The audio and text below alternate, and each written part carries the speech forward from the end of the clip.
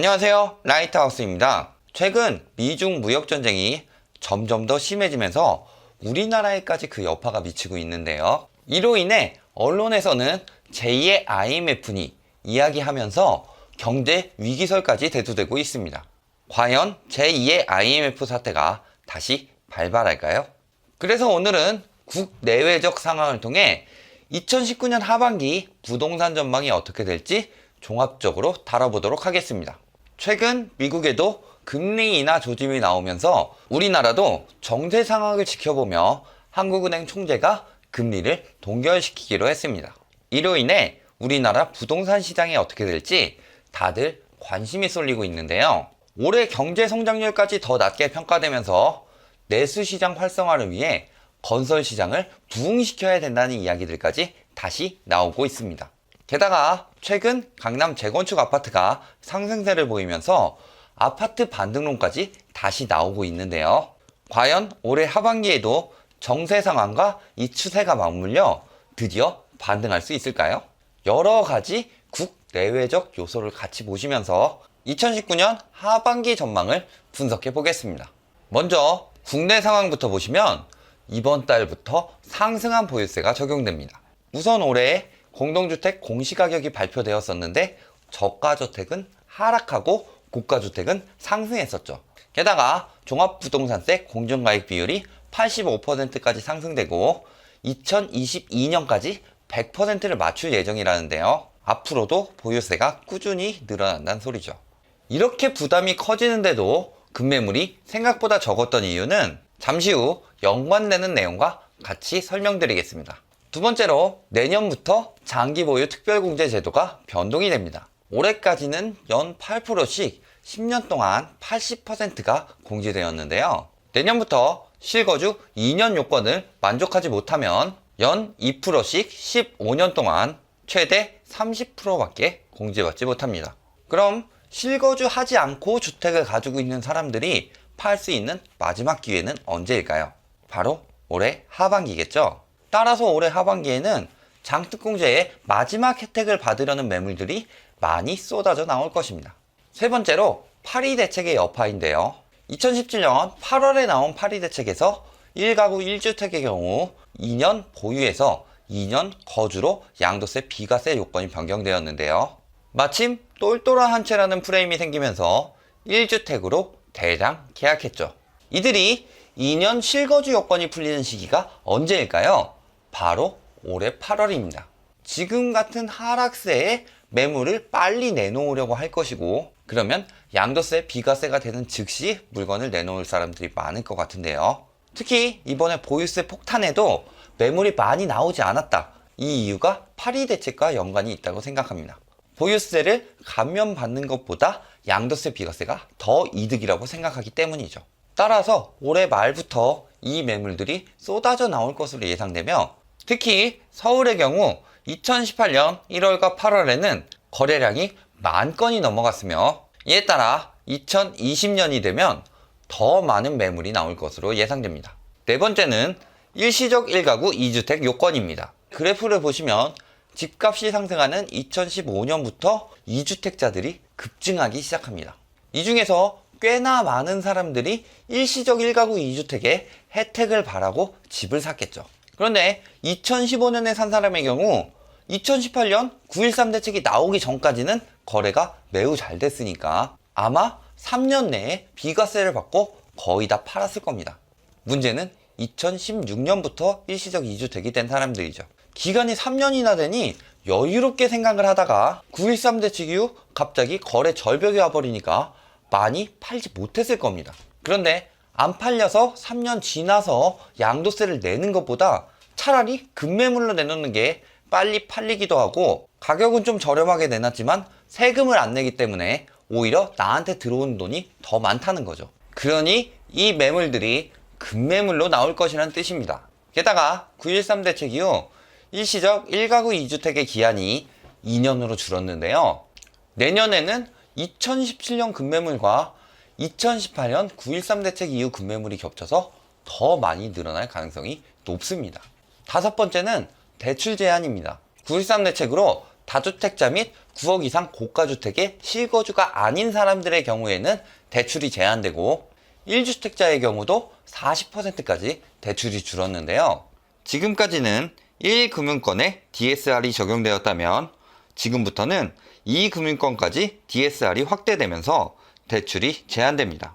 그렇다고 비싼 이자로 3금융권이나 사채로 대출을 받기에는 너무 부담이 크죠. 따라서 여러 개 한계로 수요자는 더더욱 줄어들 것이고 지금 같은 거래 절벽에서 매매량은 더더욱 감소할 예정입니다. 즉 앞에서 말했듯 매물은 많이 나올 건데 살 수 있는 수요는 더 줄어든다는 거죠. 마지막으로 올해 하반기에는 대량의 공급량이 들어올 예정입니다. 특히 서울의 경우 이번 달부터 올해 말까지 28,500여 가구, 경기도의 경우 43,000여 가구가 들어올 예정입니다. 이 중에서 강동구에만 11,000여 가구가 들어오기 때문에 강남 4구의 경우 큰 영향을 받을 것으로 보이는데요. 서울의 전세가 상승했다, 거래량이 살아났다, 하락하다 말았다, 이런 의견들은 5월에 공급량이 없었기 때문에 나온 일들입니다. 6월부터 다시 공급이 되기 시작하면서 상황은 원래대로 돌아갈 것이고 특히 9월에 쏟아지는 대량 물량은 부동산 안정화를 가속화시키는 영향을 미칠 것입니다. 이번에는 해외 정세를 보겠습니다. 우리나라 해외 정세에 가장 큰 영향을 미칠 것은 최근 이슈가 되고 있는 미중 무역 문제입니다. 미중 무역 전쟁은 왜 시작됐을까요? 가장 큰 이유는 중국이 비겁하게 무역을 했기 때문입니다. 예를 들어 해외 기업이 중국에 진출한다고 했을 때 중국은 일단 이를 제재하고서 그동안에 그 기업의 기술을 복제합니다. 그래놓고 먼저 자국 시장에서 선점을 하는 거죠. 그러면 이 해외 기업이 제재가 풀리게 되더라도 중국 시장에서 점유할 수 있는 부분은 거의 없어집니다. 만일 기술이 복제할 수 없을 만큼의 고난이도 기술이다. 이럴 때는 해외 기업이 중국에 들어올 때 무조건 중국 기업과 합작하게 만들어 놓습니다. 그리고 그 계약서에는 기술을 공유하게 만드는 거죠. 이렇게 기술만 훔쳐놓고 해외 기업은 배제합니다. 해외 기업이 많은 비용과 기간을 써서 만들어낸 연구 기술을 국가에서 앞장서서 날로 먹는 짓을 하는 거죠. 게다가 국영 기업에는 보조금까지 지급하면서 해외 기업들이 경쟁하기에도 불합리하게 만들어 놓습니다. 따라서 미국에서 지적재산권 침해, 기술 강제 이전 금지, 국영기업 보조금 지급 금지, 이 세 가지를 요청하였으나 중국에서 내정 간섭이라고 거부하면서부터 시작되죠. 그 외에도 미국이 중국에 대해 무역 적자가 심하기 때문에 이 부분에 대해서도 이득을 보기 위해서 했다는 의견도 있는데요. 2018년 미국의 전체 무역 적자 중에서 무려 47.7%가 대중국 무역 적자일 정도니까요.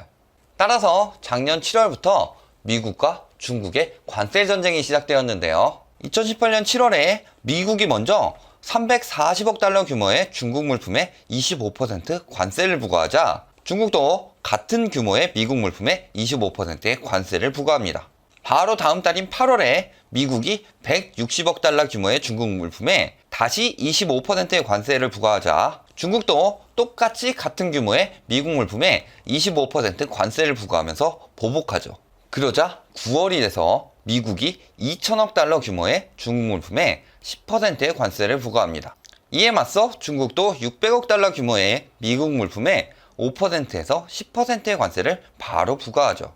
왜 이번엔 중국이 같은 금액으로 관세를 부과하지 않았을까요? 이는 미국이 중국에 수입하는 물품은 많지만 중국이 미국에 수입하는 물품은 규모가 작았기 때문입니다. 중국의 대미 수출액은 5,300억 달러에 달하는데 미국의 대중 수출액은 1,200억 달러 규모라 더 이상 부과하기 힘들다는 거죠.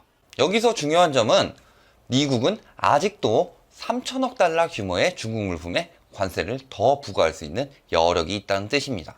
그리고 올해 5월에는 미국이 작년 9월의 물품들에 대한 관세를 25%까지 상승시키자 중국도 똑같이 이에 대응하여 25%까지 상승을 예고합니다. 이 이후에도 아직 미중 무역 전쟁은 끝나지 않았는데요. 미국에서 화웨이, DJI, 하이크비전 등 중국의 대형 기업들을 찍어놓고 제재 중입니다. 특히 화웨이의 경우 다른 나라들까지 같이 불매할 것을 요구하고 이에 불응하면 중국같이 보복무역이 들어갈 것이라고 하죠. 이에 대해서 중국이 가지고 있는 세 가지 비장의 카드가 있다고 합니다. 첫 번째는 미국의 히토류 수출을 금지하는 건데요. 히토류는 LCD, LED 등의 IT 산업이나 카메라, 컴퓨터 등의 전자제품 또는 형광체 및 광섬유의 원료로 쓰이는데요. 전 세계 수출의 90%를 담당하는 중국이 이를 무기로 내세운 거죠. 하지만 히토류의 경우는 미국에도 있는데요. 단지 환경오염 등의 문제로 아직 추출하지 않고 있을 뿐 중국이 이를 무역카드로 계속 쓴다면 미국에서도 대응할 카드는 있다는 소리입니다. 두 번째로 중국이 내미는 카드는 미국산 대두에 대한 관세인데요. 세계 최대 대두 수입국인 중국이 미국산 대두를 수입하지 않겠다고 하면서 미국에 타격이 갈 것으로 예상하고 있습니다. 하지만 중국 역시 대두를 이용해 식용유 등 매우 많은 물품을 만들어내고 있기 때문에 미국산 대두 수입 금지는 중국에 더 큰 영향을 줄 수가 있다는 거죠. 마지막 세 번째 카드는 미국 국채 매각입니다. 2017년 말 기준 중국은 약 1조 2천억 달러 규모의 미국 국채를 가지고 있는데요. 이는 세계에서 최고 수준입니다. 이 대량의 미국 국채를 팔게 되면 미국이 자금난을 겪게 될 것으로 예상되는데요. 하지만 미국의 달러화는 기축통화이기 때문에 위기를 벗어나기 위해 무한정 찍어내면 달러의 가치는 하락할 수 있겠으나 생각만큼 미국의 타격이 그렇게 크지는 않을 것으로 보입니다. 하지만 지금 미국에서 대중무역 대책으로 내놓은 관세 부과나 수입 금지 등의 문제는 중국에 심각한 타격을 줄 수 있습니다.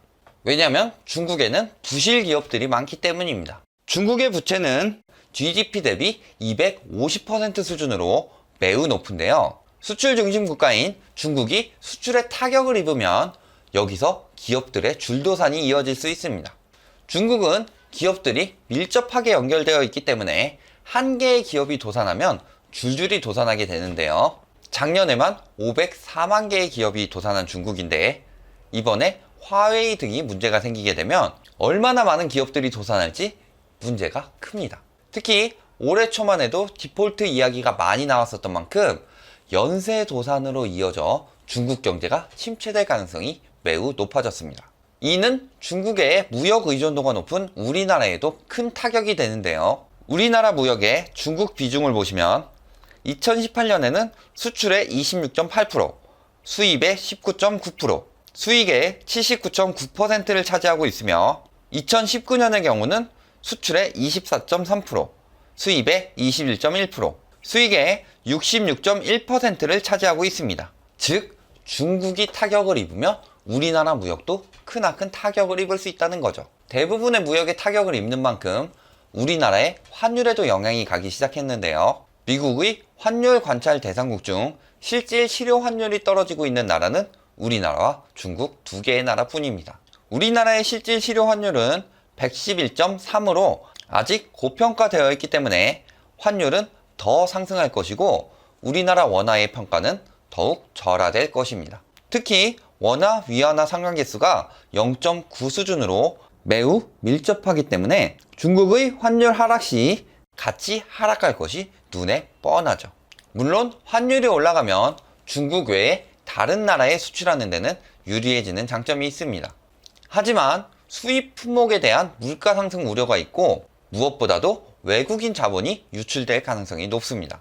외국인 자본의 이탈이 심해지면 과거 IMF 때처럼 국가적으로 큰 침체기가 올 수 있으니까요. 결론을 말씀드리겠습니다. 내년에 변경되는 장특공제와 각종 규제가 풀리는 물건들, 그리고 보유세 부담으로 인해 다주택자 및 고가 1주택자 매물들까지 올해 말에는 많은 매물이 쏟아져 나올 가능성이 높습니다. 게다가 올해 하반기에는 공급될 물량도 많죠. 하지만 앞에서 말했듯이 대출 규제가 이 금융권까지 확대되기 때문에 오히려 수요자는 줄어들 것이죠. 여기에 해외 정세로 우리나라 수출입 1, 2위국인 미중 무역전쟁이 심화될수록 우리나라에 오는 타격은 점점 더 심해질 것인데요. 지금도 이미 우리나라 증시는 휘청이고 외국인 매도는 늘었으며 환율은 오르고 무역 수지는 줄고 있습니다.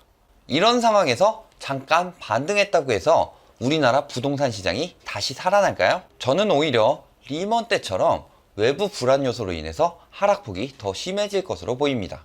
그리고 국가 미래를 위해서도 부동산 가격이 안정화되어야만 하는데요. 만약 이 상황에서 다시 부동산 가격이 상승하면서 투기 수요들이 몰리게 되면 가계부채 또한 당연히 다시 늘어나겠죠. 하지만 이전 영상에서 여러 번 말했듯이 우리나라의 지금 가계부채 상황은 리먼 시기에 미국과 매우 흡사한 수준이며 전세 보증금까지 합하게 되면 우리나라의 가계대출은 굉장히 위험한 수준입니다. 지금처럼 급박한 세계 정세의 물결에 우리나라라는 댐이 무너지지 않기 위해서는 지금은 작은 균열도 만들어서는 안 됩니다. 따라서 가계부채라는 작은 균열을 만들지 않도록 올해 하반기에도 부동산 가격은 지속적으로 안정화될 것으로 전망됩니다. 오늘 보신 영상이 도움이 되셨다면 좋아요와 구독, 알림 부탁드립니다.